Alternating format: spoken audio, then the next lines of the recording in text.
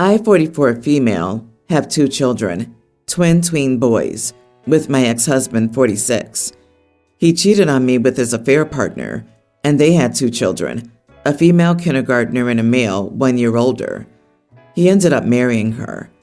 Despite all this, my ex and I decided to be civil to one another for the kids' sake. We agreed that I had the kids during the weekdays and he had them on the weekends. It worked reasonably well. He would often bring his other children when picking up our sons. They were good kids. His wife hardly spoke to me, but she was civil and good to my children, which was good enough for me. Last year, his wife died suddenly. My ex went into depression. My sons were worried about their siblings, so I spoke to my ex, and he said that they were fine. My son asked if they could have their siblings stay over, and after asking my ex, he was okay with it. This started happening often, and it did give my ex time to get help with his depression. When I felt he was doing better, I started encouraging him to be with his children more, as I noticed his children were getting attached to me, which he did. But his children kept asking for their siblings and wanting to return to my house. My ex suggested we take them out on weekends together, which I shouldn't have agreed to, now that I think about it. Now I've got a job offer with better pay, and I decided to take it. But it would mean I'd have to move to the other side of the country.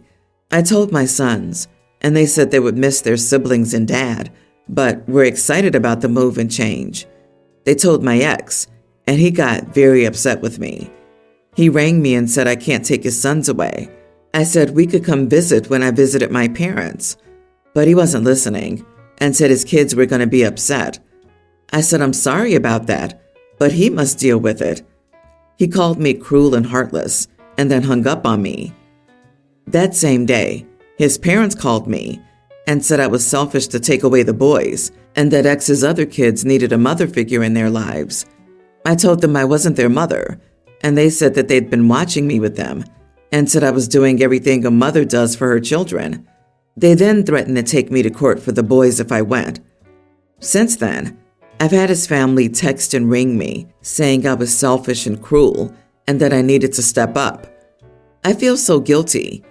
Am I the idiot for refusing to help my ex-husband raise his kids after his wife died? I'm not sure, but can you legally take your kids across the country and away from their father? Is your parenting agreement for your 2 kids part of the divorce settlement? OP, you need a lawyer well-versed in family law to determine the rules for moving so far away. Make sure you do everything in line with the law.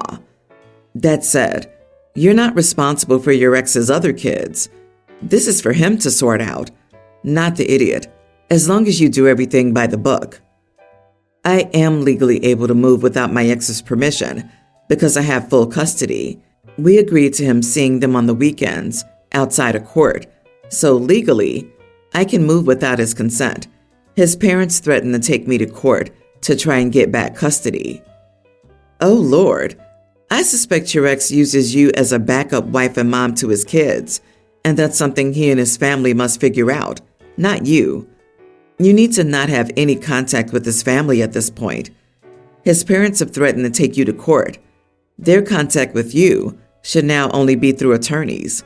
Your ex is responsible for his other children. Asking you to be anything to them is a slap in the face. Agreed. His kids from the affair are not your responsibility.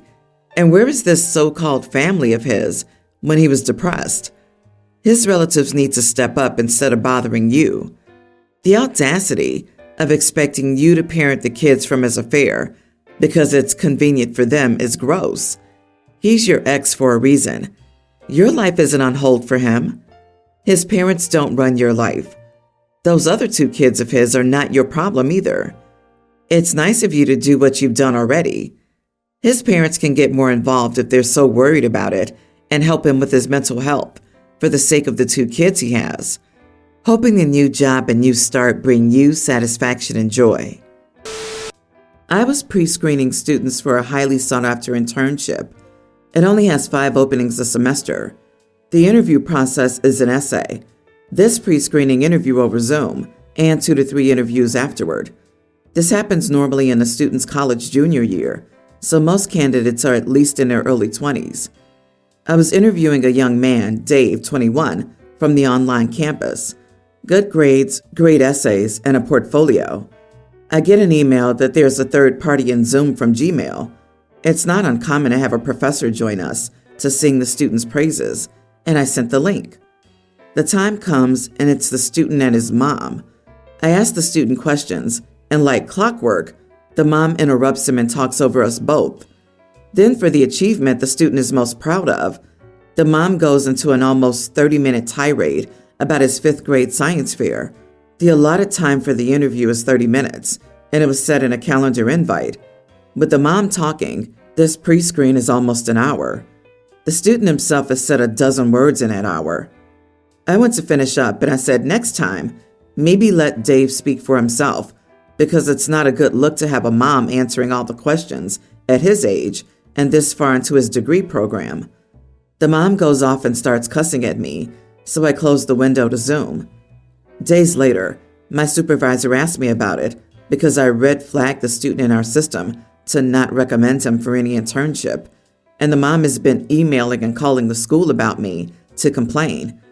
My supervisor acted like I could have handled that better by being more accommodating to the student and his mom. Am I the idiot for telling a mom she shouldn't be in her son's interview? Not the idiot. The only thing I think you did wrong here was let that go for as long as you did.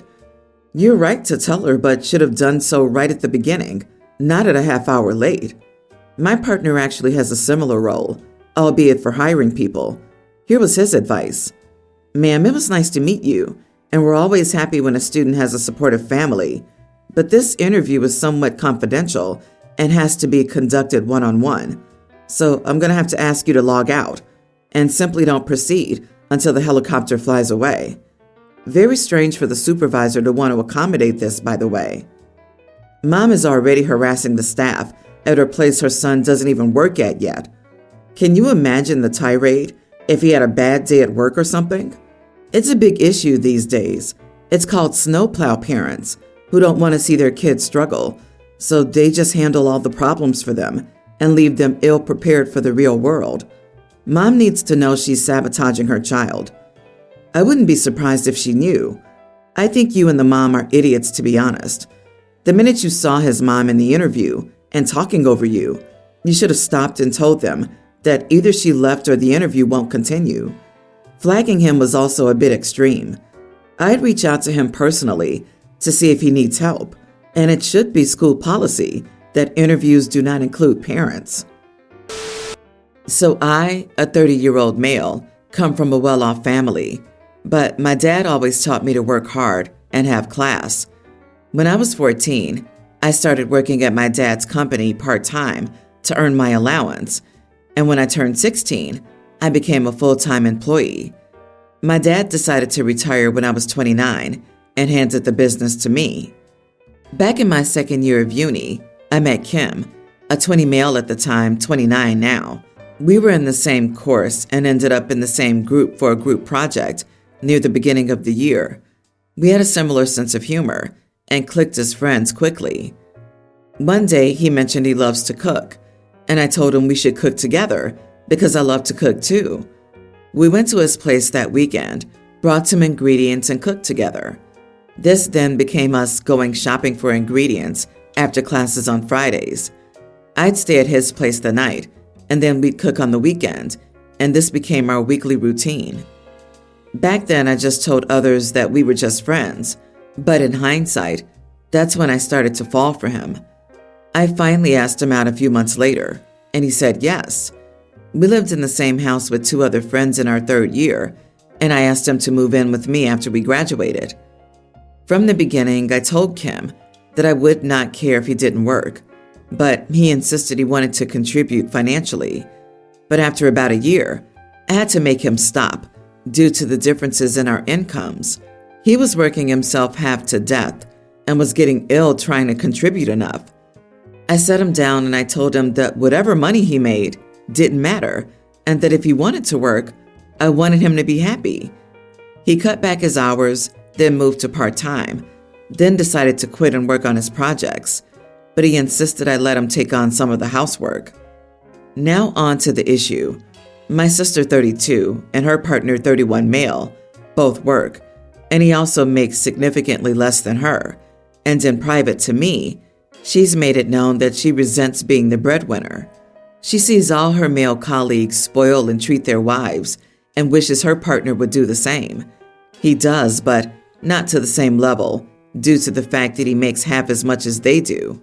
Recently, I was talking to her about what I would get Kim for his birthday next month.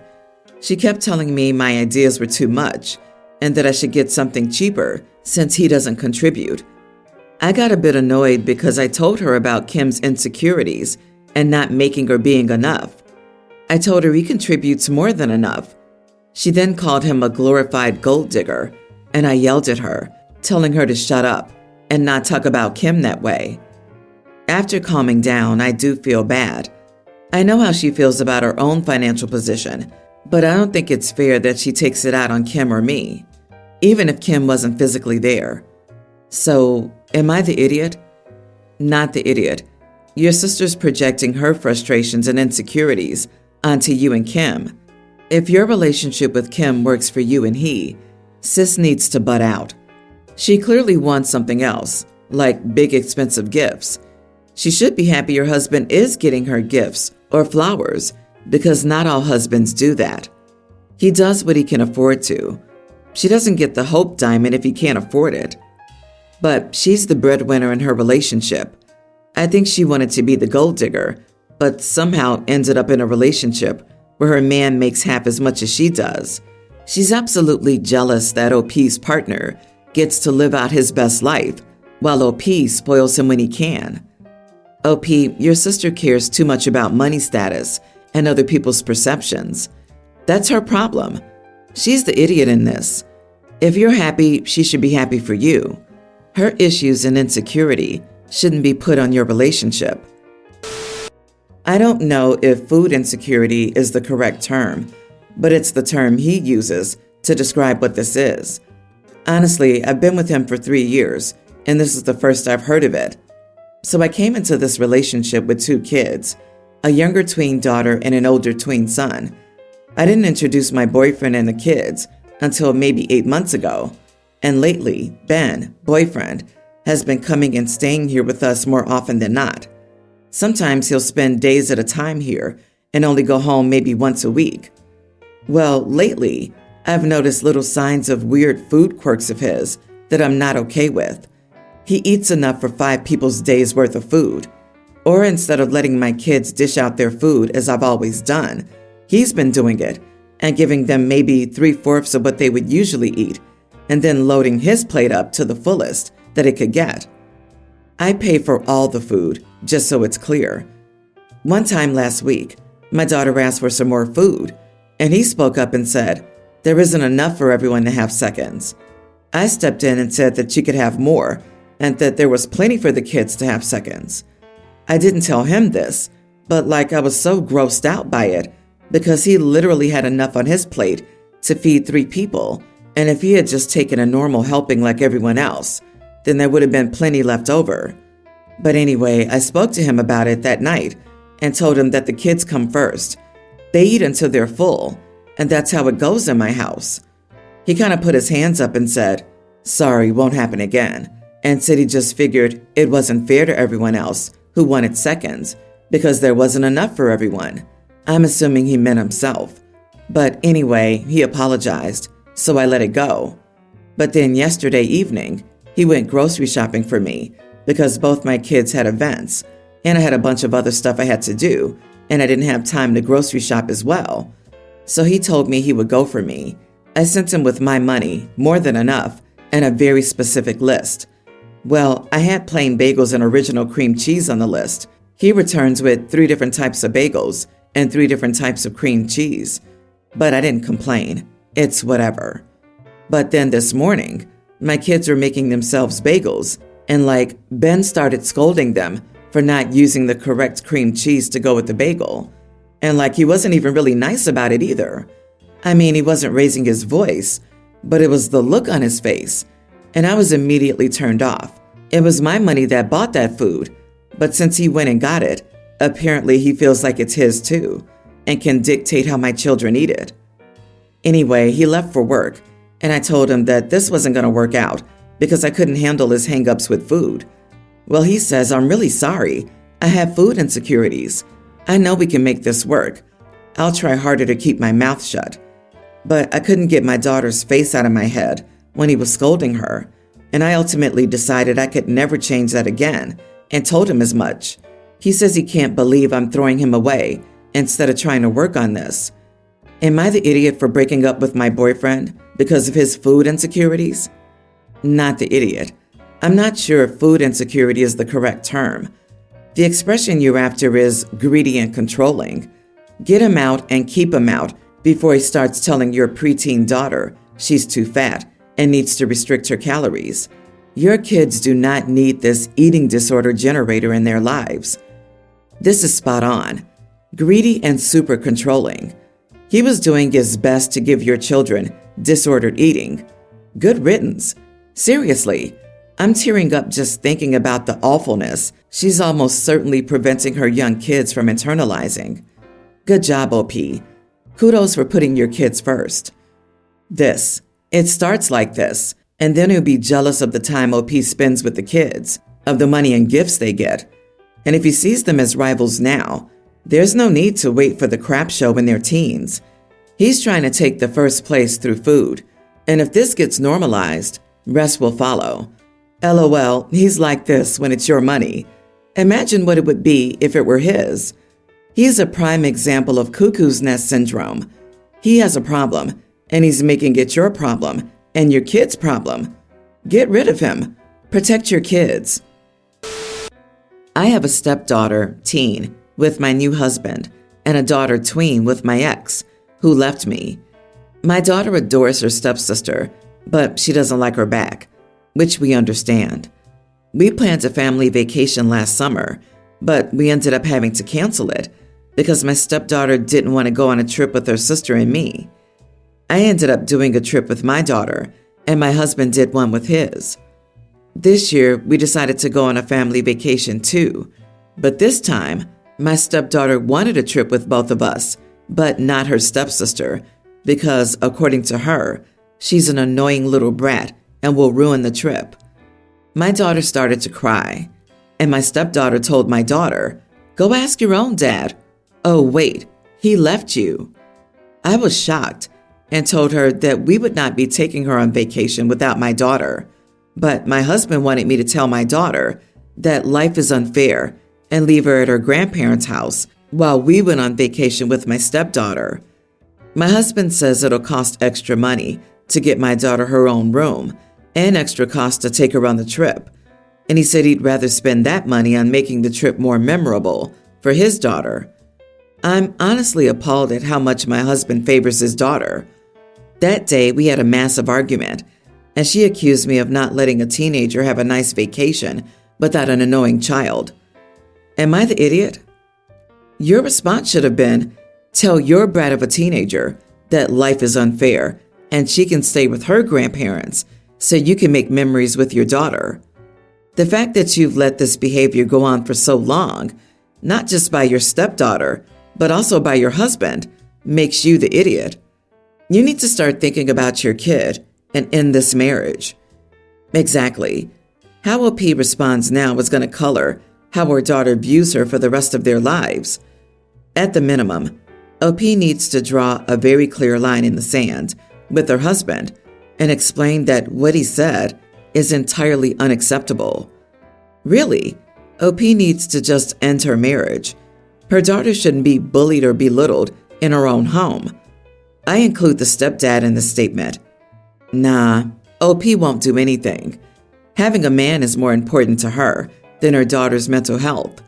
She wants what she wants and believes her daughter will adjust to being treated like a second-class citizen in her own home, and OP is okay with that. There's no way OP's husband would take in her daughter. I'm sure she'd end up living with the grandparents. If the child's dad was in the picture, OP might ship her off to him. Poor daughter. She deserves a better family.